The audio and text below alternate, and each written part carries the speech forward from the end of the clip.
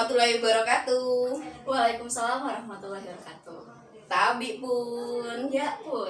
Balik lagi dengan saya Dwi Arel kali ini di podcast Cao Ekam segmennya personality.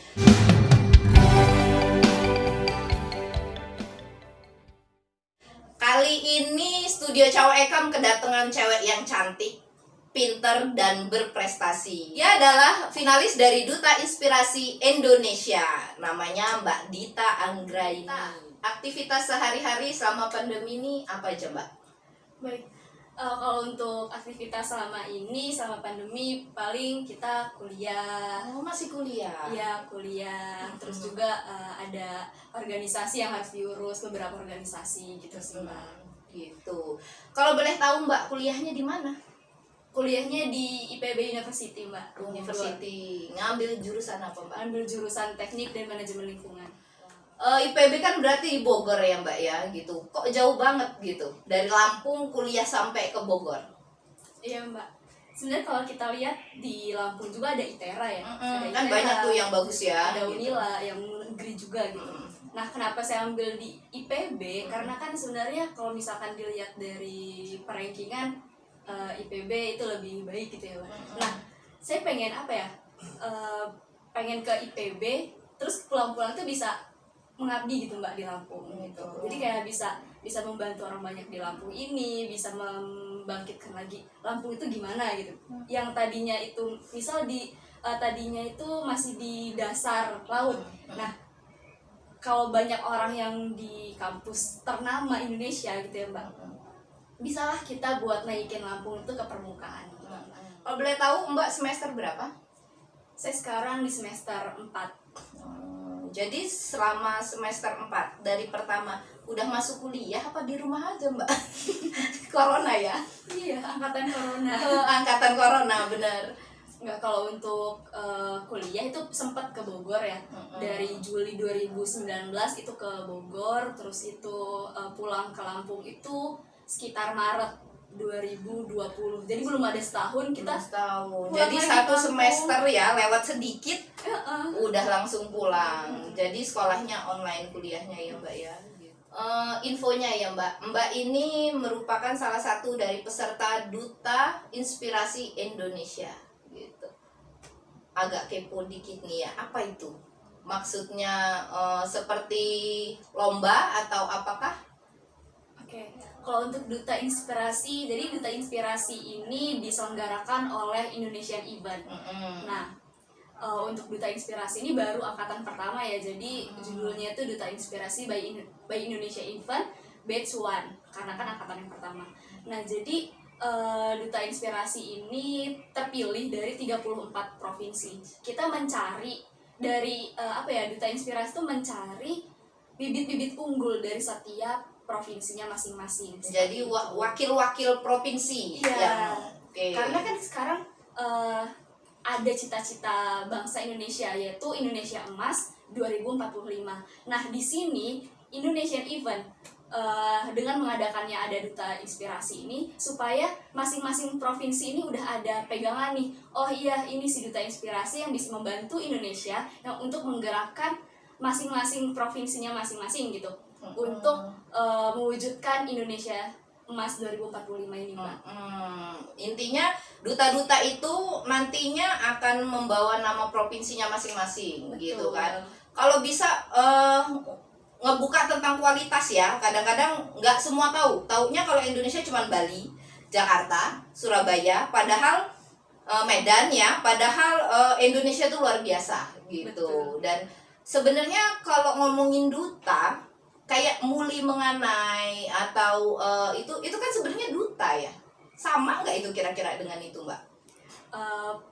Kalau dibilang sama atau beda, mungkin untuk peruntukannya itu sama tapi bidangnya beda gitu. Kalau misalkan muli menganai mungkin lebih ke pariwisata, lebih ke kebudayaan gitu. Kalau kita kan seperti yang saya bilang tadi, untuk mewujudkan Indonesia Emas 2045 yang di dalamnya itu ada banyak, ada tentang pendidikan, ada tentang ekonomi, ada tentang lingkungan, dan masih banyak hal lagi. Dita, proses seleksi Duta Inspirasi Mbak Dita ini udah sampai mana gitu?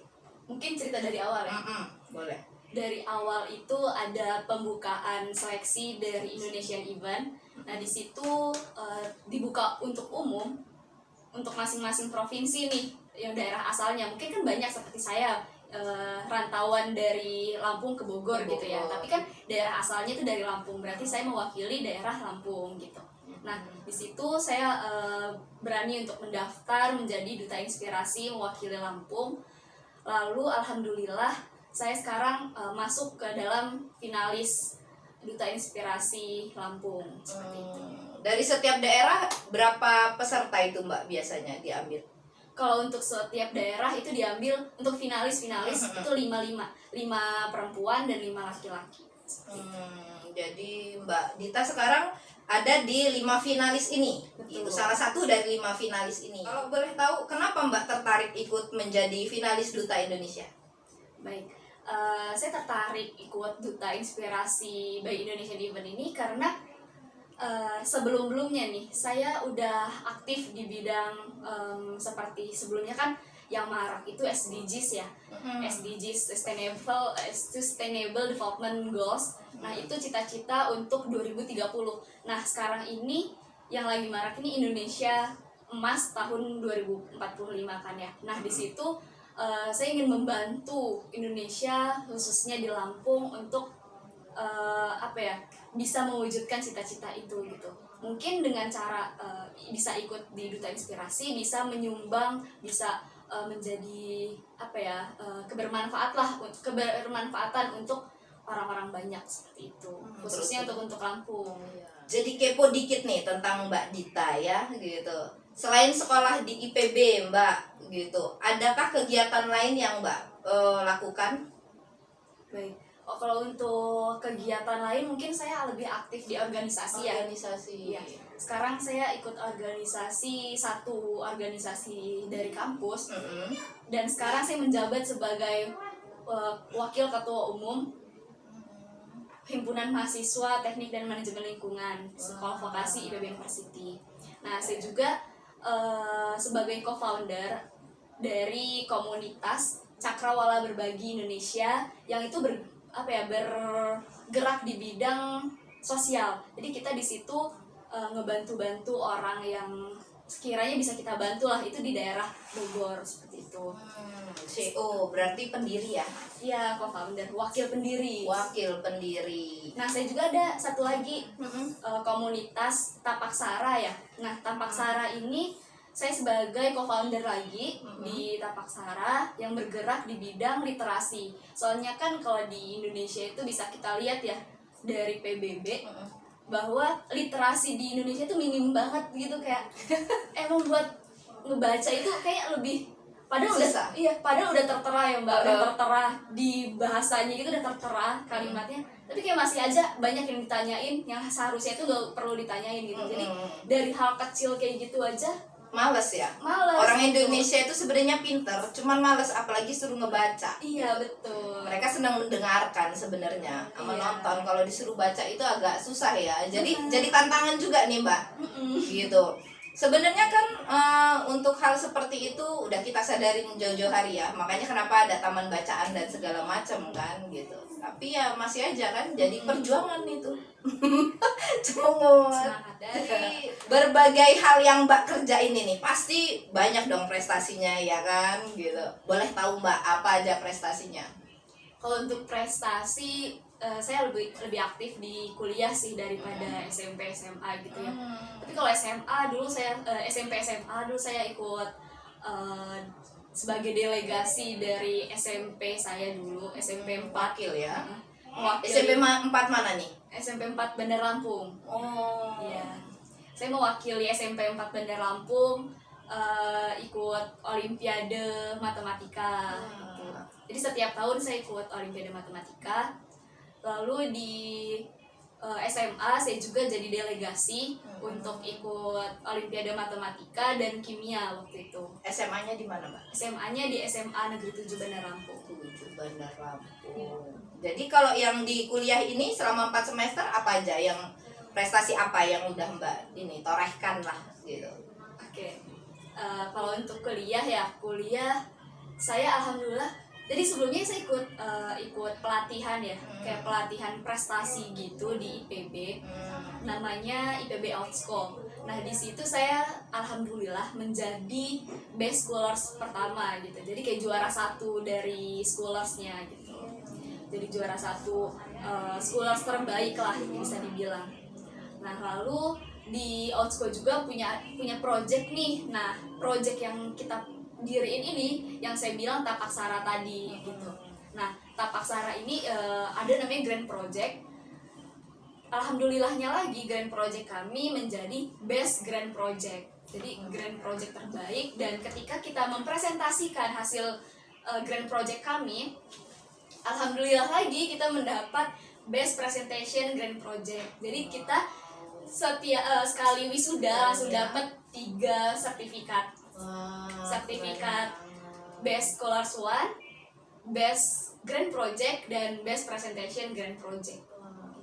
Keren ya, walaupun bahasa Inggris dan saya kurang mengerti.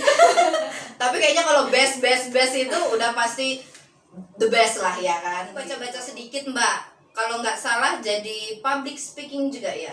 Iya. Gitu, untuk di beberapa event. Kalau boleh tahu Mbak, di mana aja?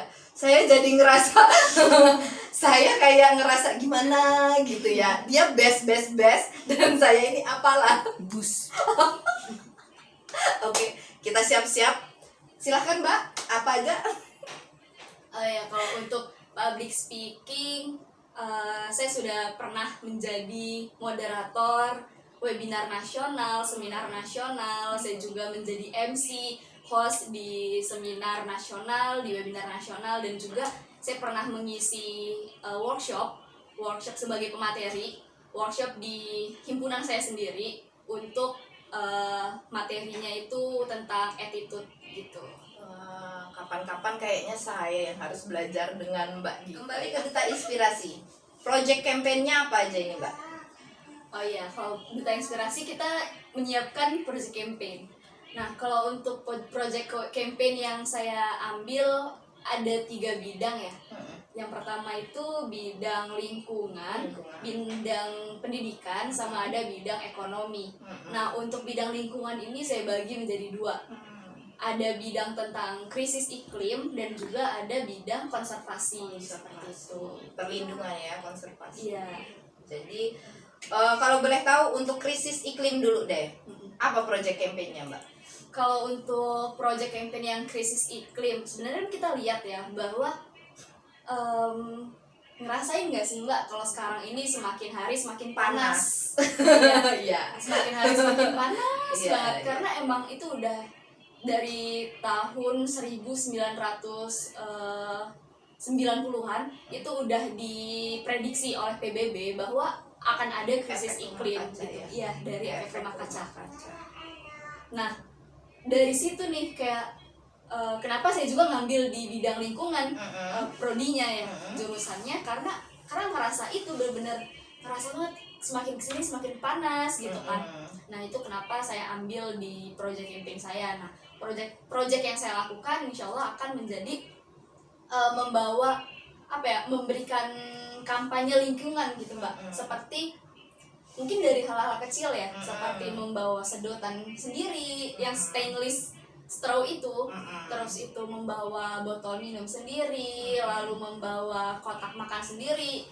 Sekarang ditambah lagi era pandemi ya Mbak, orang-orang pasti kayak males juga kayak menjaga dirinya itu dalam hal kalau misalkan make gelas bareng-bareng, alias kalau misalkan di tempat umum pakai gelas di warungnya itu kayak kita nggak tahu nih, tidak menjamin ini ada virusnya atau enggak gitu kan, bersih atau enggak gitu.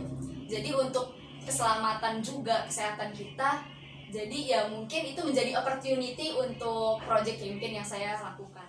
Seperti yang Mbak Dita tadi utarakan, sebagai orang awam nih ya, oke lah kalau kita bawa sedotan, ya kan, bawa sangke untuk belanja mungkin ya, untuk gelas Mbak, masa iya di kafe saya mau Mbak gelas saya aja, kan saya malu.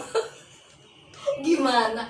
Saya kan orang awam ya kan, saya kan harus bertanya daripada nanti teman-teman cowok ekap kan nggak bisa ngomong, jadi saya wakilin ya kebodohan kita ini. Jadi Gimana tuh Mbak? Kira-kira Mbak? Baik, kalau misalkan kita di sini berbicara untuk krisis iklim ya, bukan di kesehatannya. Kalau misalkan di kafe kan itu gelas, berarti kayak ya udah it's okay aja gitu. Karena kan kalau itu gelas. Kalau yang kita khawatirkan yang berbahan plastik seperti itu, Mbak. Karena kalau plastik itu dari awal pembuatan sampai penguraian itu nggak ada nggak ada manfaatnya untuk ozon kita. Itu semakin mengkikis ozon-ozon yang ada di atmosfer seperti itu. Karena kan ada uap-uap dari karbon-karbon yang ada di plastik naik ke atmosfer sehingga ozon-ozon itu menipis seperti itu, Mbak. Jadi nggak apa-apa kalau Jadi itu. intinya adalah Mbak Dita itu mau campaign untuk seminimal mungkin mengurangi produk plastik Betul. supaya enggak ada sampah ataupun pembuatan dari produk-produk plastik yang berlebihan Betul. untuk mengurangi efek dari rumah kaca. Betul. Gitu guys, keren juga ya Mbak ya. Terus untuk yang di satunya untuk konservasi, apa tuh proyeknya Mbak? Kalau untuk konservasi proyek yang saya ambil untuk masalahnya dulu nih ya.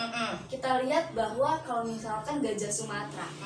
Saya ambil gajah Sumatera kenapa? Karena yang pertama, kita kan mewakili Lampung. Iya bener, kota gajah ya. Betul. Untung saya bukan seperti biasa. Oke baiklah. Maaf. Terus yang kedua, satwa endemik dari Lampung kan gajah Sumatera nih. Jadi sekalian buat ngangkat Lampung. Nah, dari situ kita lihat juga nih bahwa ada status konservasi gajah Sumatera di IUCN Red List. Bisa banget teman-teman buat ngecek ini di IUCN redlist.co.id. Nah, di situ bisa dilihat. Di situ PBB ya yang megang. PBB. Nah, di situ dilihat bahwa gajah Sumatera ini masuk ke kategori critically endangered, yang artinya hampir punahan gitu. Hampir punah. Kritisnya itu bukan yang kritis masih banyak, tapi udah benar-benar hampir punah, Mbak. Hampir punah.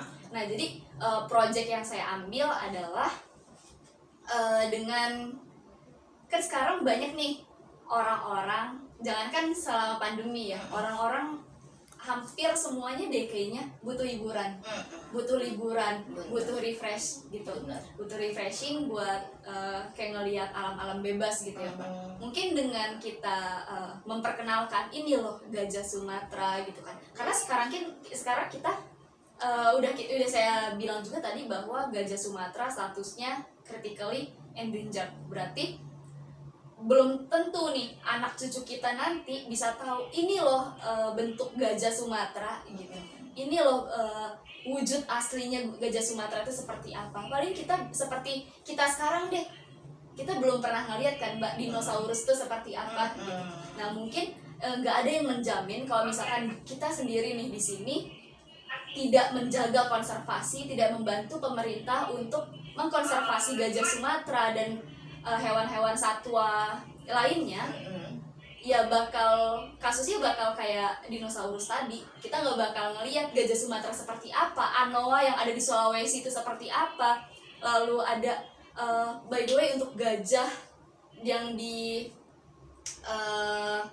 Waikambas, bukan gajah Jawa itu udah punah jauh-jauh hari. Iya, udah lama. Harimau di Bali sudah punah gitu. Jadi sebenarnya krisis iklim, balik lagi Mbak, krisis iklim itu mempengaruhi nih Mbak untuk konservasi satwa-satwa ini. Nah makanya dengan kita menjaga lingkungan itu akan banyaklah yang kena efeknya. Iya, impactnya banyak banget gitu. Impactnya ke kesehatan kita, ke konservasi tadi, terus ke lingkungan yang kita rasa panas tadi gitu Mbak. Untuk pelestarian itu intinya Mbak Dita mendukung untuk ini Waikambas ya gitu, untuk gajah-gajah yang ada di Waikambas gitu. Dan tapi satu nih yang kena di pikiran aku, seperti Mbak Dita ngomong kalau kita itu perlu, orang-orang kota atau kita ini perlu untuk refreshing atau apa, terus tujuannya suruh ke Waikambas misalnya gitu. Kira-kira kalau gajah disuruh atraksi atau apa, masuk nggak ke dalam eksploitasi hewan? Baik Mbak, kalau untuk atraksi itu bisa dibilang Dinaikin, ya disewa terus dinaikin keliling-keliling itu gimana tuh? baik. Kalau misalkan di Waikambas tuh kan ada sekolah gajah ya Mbak. Mungkin kalau itu tidak apa, karena emang Waikambas itu sudah ada surat izinnya, terus juga Waikambas juga emang orang-orangnya itu sudah expert di bidangnya gitu. Karena setahu saya untuk di Waikambas itu satu gajah itu punya satu pawang gitu. Ada yang ngurus lah Iya, ya. jadi gitu, ada yang jadi kayak benar-benar diperhatiin banget setiap gajahnya gitu sih. mungkin itu salah satu caranya untuk survive ya. Mm-mm. Gitu, kayak misalnya untuk makanan, untuk segala macam kan. Banyak kebun binatang yang karena nggak bisa ngasih makan hewannya akhirnya ditelantarkan.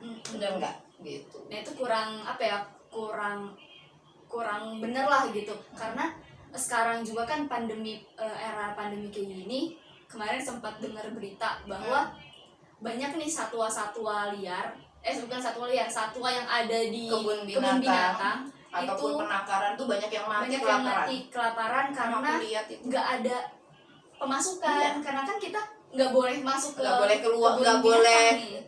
keluar ya gitu, Iya. nggak boleh tamasya, akhirnya nggak ada yang beli karcis, mereka nggak bisa beli makanan dan banyak yang meninggal binatang-binatang itu gitu. Gitu.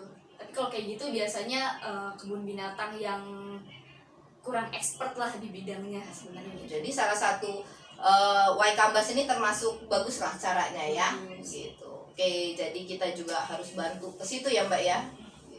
Untuk pendidikan Mbak, apa proyeknya nih? Kalau untuk pendidikan yang saya ambil mungkin seperti 11-12 ya, dengan komunitas saya tadi yang tapak sara, meningkatkan tingkat minat baca di Minat Indonesia, baca apalagi di Indonesia. Provinsi Lampung. Waktu itu saya pernah riset juga nih di BPS lampung.go.id. Di situ disampaikan bahwa kalau di Lampung ini tingkat pendidikannya tuh lumayan rendah. Bareng Juga, kita. iya. Ternyata pandangan kita sama. Sama. Iya. Jadi Jadi di situ mungkin dengan saya menjadi duta inspirasi nih, mendapat dukungan dari teman-teman, menjadi duta inspirasi, kita bisa membantu teman-teman yang di luar sana, membantu masyarakat yang sebenarnya mereka ini bisa loh dapat pendidikan yang layak, tapi ada suatu hal yang tidak bisa mendapatkan itu, kita bisa berikan itu.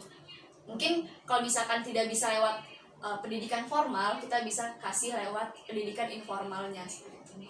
dan itu kayaknya agak berat kalau misalnya dijalanin sendiri. Harus Betul. dengan dinas-dinas yang terkait juga bersinergi ya. Oke Mbak, satu lagi nih, ekonomi.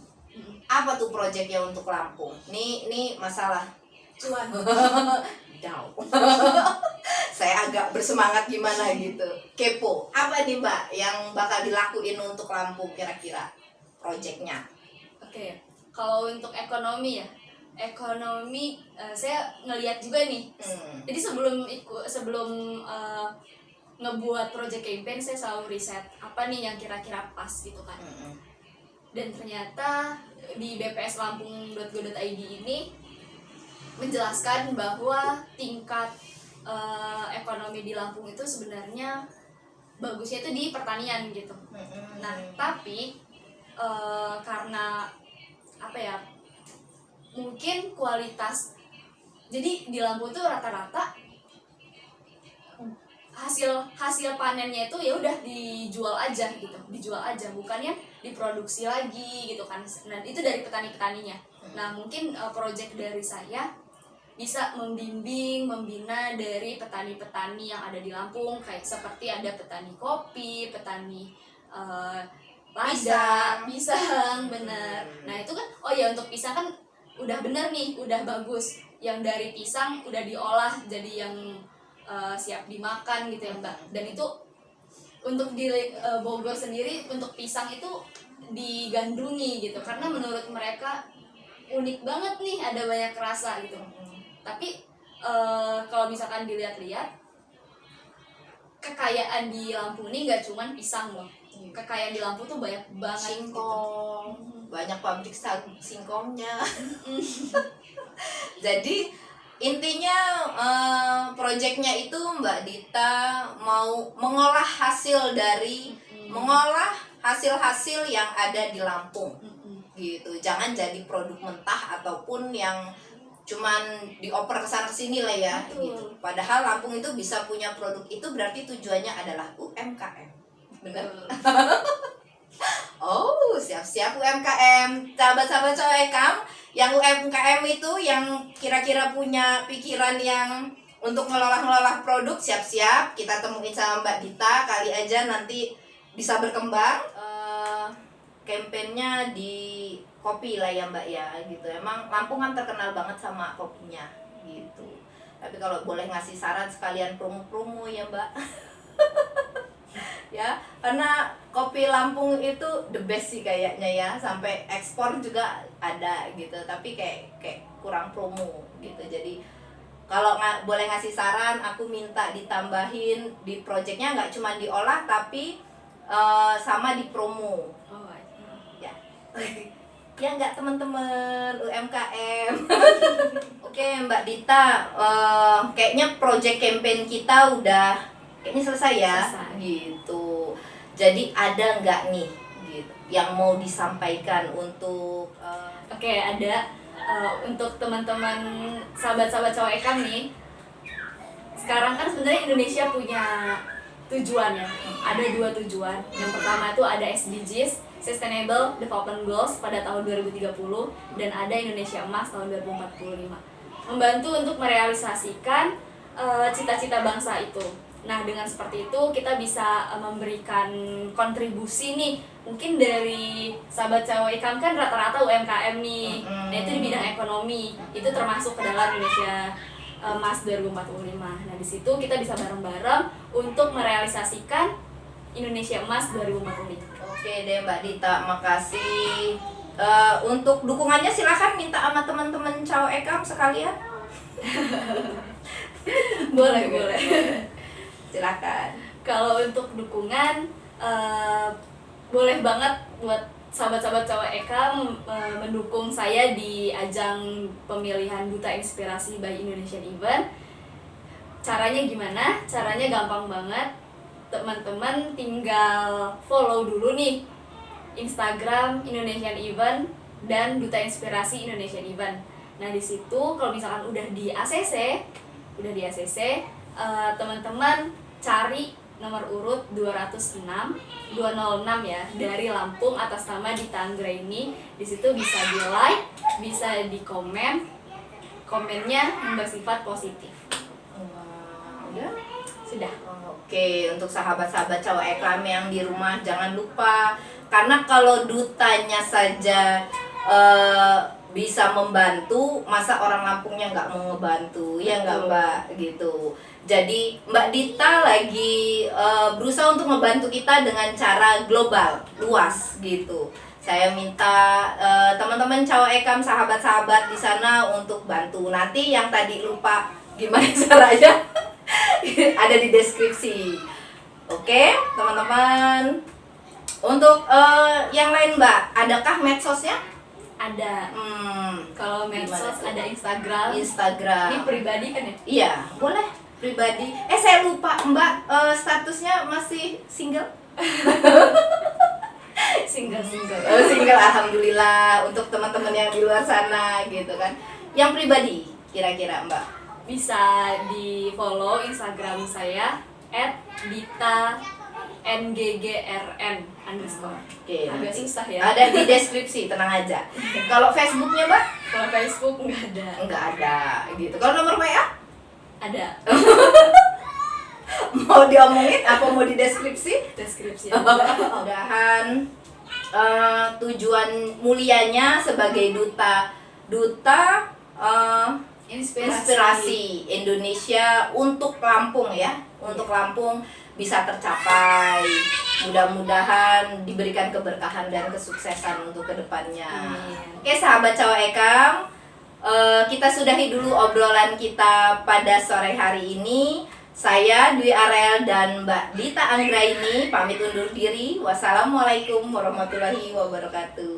Waalaikumsalam warahmatullahi wabarakatuh.